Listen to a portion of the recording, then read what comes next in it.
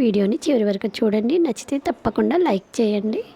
మా ఛానల్ని సబ్స్క్రైబ్ చేసుకోవడం మర్చిపోకండి. టిప్ నెంబర్ 1 ఇలాగా మనం శానిటైజర్ కానీ హ్యాండ్ వాష్ కానీ యూస్ చేస్తూ ఉంటాం కదండి. సో ఇది డైరెక్ట్ వేసామనుకోండి చాలా ఎక్కువ పడిపోతుంది అనమాట. అలా కాకుండా మనం ఇలాగా స్వీట్ షాప్ రబ్బర్ బ్యాండ్స్ ఉంటాయి కదా, ఈ రబ్బర్ బ్యాండ్స్ వేసి కనుక యూస్ చేసామనుకోండి చాలా తక్కువగా పడుతుందండి. వేస్టేజ్ అనేది చాలా తక్కువగా ఉంటుందన్నమాట. నెక్స్ట్ టిప్ నెంబర్ 2 చూడండి, మనం అన్నం వండేటప్పుడు ఇలా మూత కనుక పెట్టామనుకోండి అన్నం అంతా పొంగిపోతుంది కదా. అలాగని మనం మూత పెట్టకుండా వండితే ఏదైనా పడిపోతాయి కదండి. సో అలా కాకుండా ఇలా అన్నం వండేటప్పుడు దానిపైన ఒక చెక్క గరిటెని పెట్టేసి దానిపైన మనం ఇలా మూత పెట్టామనుకోండి అన్నం అనేది అస్సలు పొంగకుండా ఉంటుందన్నమాట. ఇది 100% పనిచేస్తుందండి. తప్పకుండా ట్రై చేసి చూడండి. మీకు నచ్చినట్లయితే లైక్ చేయండి. మా ఛానల్లో మరిన్ని కిచెన్ టిప్స్ వీడియోలు మరియు రీయూజ్ ఐడియాస్ కూడా ఉన్నాయండి. ఒక్కసారి మా ఛానల్ని విజిట్ చేయండి.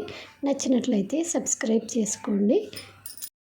నెక్స్ట్ టిప్ నెంబర్ 3 చూడండి, నేను ఒక బట్టల క్లిప్ తీసుకున్నాను అనమాట. దీనికి డబల్ సైడెడ్ టేప్ అతికించేసి నేను ఇలా గోడకి అతికించానండి. ఇప్పుడు సింక్ దగ్గర మనం స్క్రబ్బర్ అయితే యూస్ చేస్తూ ఉంటాం కదా, ఇది మొత్తం యూస్ చేశాక వాష్ చేసేసి దీన్ని ఇలాగా ఈ క్లిప్కి కనుక పెట్టుకున్నామనుకోండి ఆ వాటర్ అంతా మొత్తం కారిపోతాయి అన్నమాట. ఎప్పటికీ డ్రైగా ఉంటుంది. దీనివల్ల ఫంగస్ అనేది ఫామ్ అవ్వకుండా ఉంటుందండి. ఈ టిప్ మీ అందరికీ యూజ్ అవుతుందని అనుకుంటున్నానండి.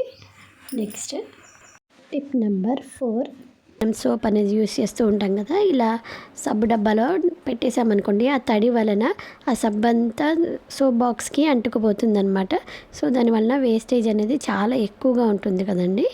అలా కాకుండా మనం ఇలాగా ఈ రబ్బర్ బ్యాండ్స్ని ఒక 2 తీసుకొని నేను వీడియోలో చూపిస్తున్నట్టుగా వేసుకోవాలన్నమాట.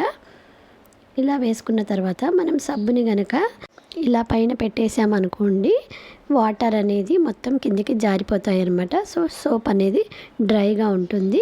దానివల్ల వేస్టేజ్ కూడా చాలా వరకు తగ్గుతుందండి. ఈ టిప్ మీ అందరికీ యూజ్ అవుతుందని అనుకుంటున్నానండి. నచ్చితే ప్లీజ్ లైక్ చేయండి. నెక్స్ట్ చూడండి, నేను ఇక్కడ బట్టల క్లిప్ని తీసుకున్నానండి.